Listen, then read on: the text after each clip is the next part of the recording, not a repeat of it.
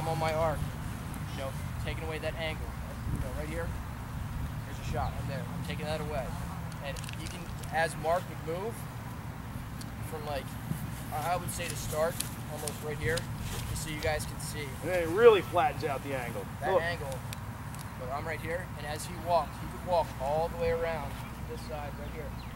And the angle, you know, one step, two steps. You guys see how that's changing? And you see how little you actually have to cover sometimes. Right. And as he walks, my feet are walking with him as a shooter. She's on here. I grabbed the only rubber coated bandit, right? So it's supposed to grab the whole time I'm walking. So every single time, watch the angle, watch the keep, watch the quick as well.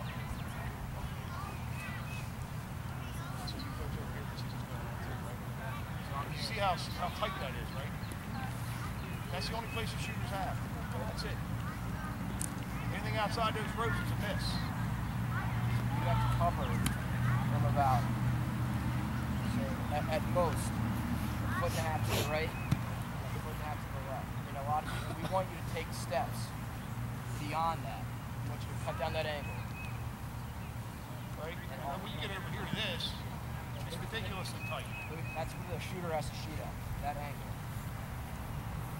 I'm pretty heavy now. I'm covering that angle pretty good. That's why that's the side. Steps up.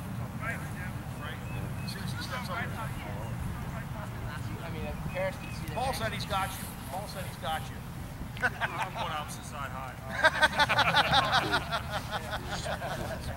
I've got it covered. Okay, but let's talk about even in the back, if we can. Right, these angles in the back. A lot of times, you see the kid, here's the ball. Look, those are keys. Pretend here's the ball. Here's what you don't want to do as a goalie. You don't want to reach up over the top of there, in my opinion. Okay, because he does a little outlet pass. There's no way if the ball goes out here to, let's say, Vinny, okay, you can't turn and get to the ground ball save fast enough when you're extended like this over the back of the ball. When the ball's really at X, I think you're on a high arc thumb ball. Wait, if the ball comes around, you're going to move to the post. When the ball comes out goal line extended, you need to take a half a step. Once he gets beyond that, you need to get back on your arm. Again, I can show you all that with the rope on what that does is it cuts down that shooter's angle every time. Right, you're here, he's got nothing. He tries to throw it, I'm sure. Try and fake that pass, but most of the time you're not going to feed X across the top of the goal. Right, we're going to run out to the side. So from here you can see everything. The guy that tries to play over here gives all this up. So you really, in my opinion, want to stay in the middle of the goal until they've committed to one side of the goal or the other. You start to creep around, you don't want to come here and pass this way to skip past, you're done. They can score on you. So you want to wait until they really commit to one side or the other. Make it with your foot, step out on the, step back on your crease once they get around the goal line in a second. I mean, like Mark said, you can't make that play. You're out of position to get on. You know, if you're here, make a play. You know what? Try to make a play. I mean, yeah, it's risk reward there. Yeah, it is risk. Yeah. You know, you just have to deal with that. But all right. So now we're gonna go into communication. Sure. And we're gonna. I'm gonna wrap this string up while you talk about that. All right. Cool. I have on my sheet 4 main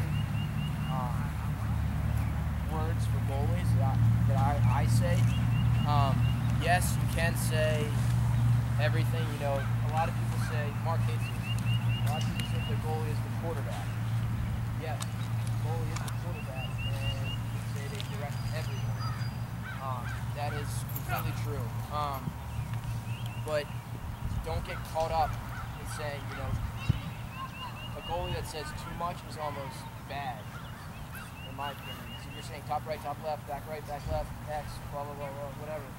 Too much. You kind of confuse a bunch of people, and you're directing 6 other people. So, yes, say top right once, but I mean that's where the play is. So your other players should know the ball is at top right. Top right. Like, say it once or twice. Go ahead. But my main call is check. it lets your defenseman know, or middies, anyone know, if you're back to the ball, you yell check, they're going to whack down on the gloves and hopefully get a loose ball. So I would say check. Rebound. Did you guys hear that one? That was kind of really important. What did he just say, goalies? Rebound. Rebound. That's huge. If you don't make the save, you know everybody else around you know there's a loose ball out in front of the crease somewhere. That's huge. Yeah, and in practice, when we would not say rebound, our coach would make us do 5 push-ups every time we didn't say it. So it kind of got old. So now every single time this is done, you just hear me yell out rebound every single time. The other one is ball down. And, for obvious reasons. And right? that lets everyone know once again that the ball is down and there's a strap that's gonna scoop up the ball. Lastly, I would say clear or break, whatever you guys say, whatever your coach tells you to say, either clear or break. It lets everyone know, 1, you made a save, so that's awesome, and 2, your defenseman will start to peel out and everyone will get going up to push the ball to the offensive end of the field. Most of you guys say that one now, don't you? Most of you goalies all say clear or break or something of that nature. Okay. So I would say those 4 words, once again, check, rebound, ball down, and clear. Now, the only ones that wouldn't pertain to the young ladies is, you're not checking people like that. I don't believe you're allowed to be stick checking and like the boys do. So you wouldn't be yelling. You wouldn't be yelling check on the shot. That's generally when that call comes out. Is when the male goalie sees the shot coming, they yell check, and everybody in front of the goal can whack the gloves of the guy next to them. I know the ladies can't do that. So there'd be 3 for the female keepers, 4 for the male keepers, which doesn't include what the coaches want the goalies yelling now, because they have a whole list of other calls. Sit on this guy, hold him, turn him, and all these other things, and you're still responsible for all the calls the coach gives you. But we're saying goalie to goalie, those 3 or 4 calls are critical to you doing your job, plus whatever the coach gives you. Yes, sir. Isn't it true if the guy comes too close to the crease, you can check him away? Well, yeah, we're going to go for the stuff as a goalie. We're probably going to go for the stuff. Yes, you could. You might not want to get into checking from the goalie position too much, Vinny, because then you could potentially end up with a penalty.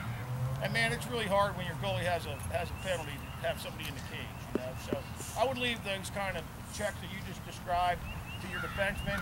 And if you need something to do to keep that man from scoring on you, you want to try and match sticks and try and stuff him. Cover his stick with your stick and just stuff him. That would be the better thing for you to try and do. That's gonna wrap it up for the first part. Are there any questions? I mean, we did go over a lot of stuff. Yeah, it's like 15 years of information in like 30 minutes. So. Yeah. I got another thing for you. You were just saying about how your goalies were talking to your defensemen. You guys kind of had like your own little routine. Yeah.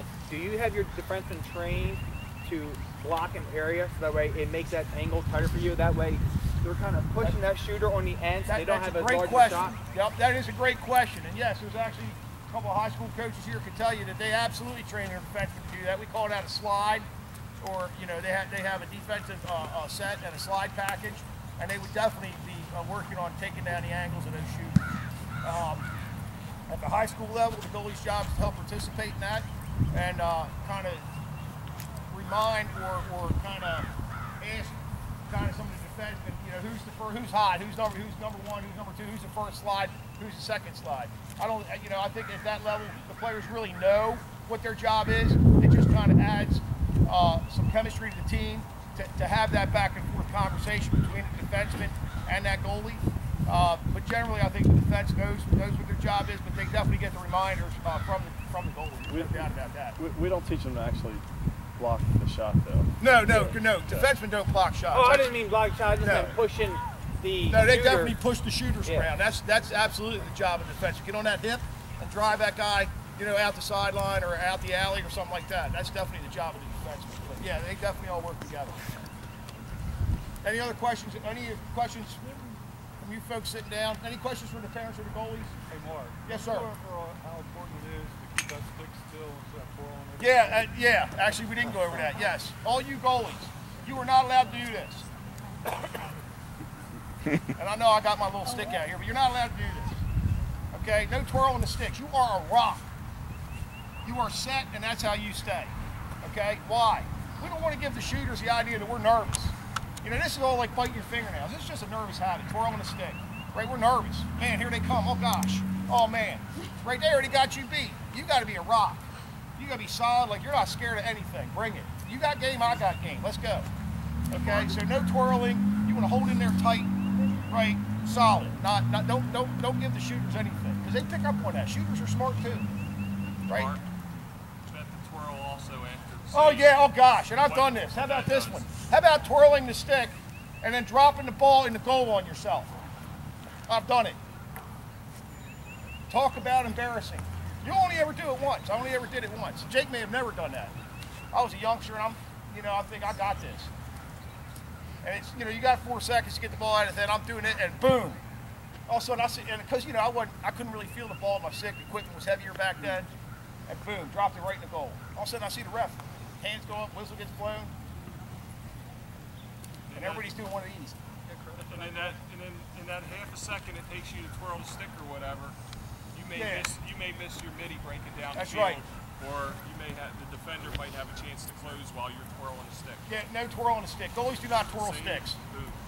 Up and ready to throw. And if you do twirl it, push-ups are coming your way. That's just a bad habit, guys and girls. You hold it like you're a rock. You give the shooter the same presentation every time they come down. Every time they're coming to look at you, you got to be giving them the same exact presentation.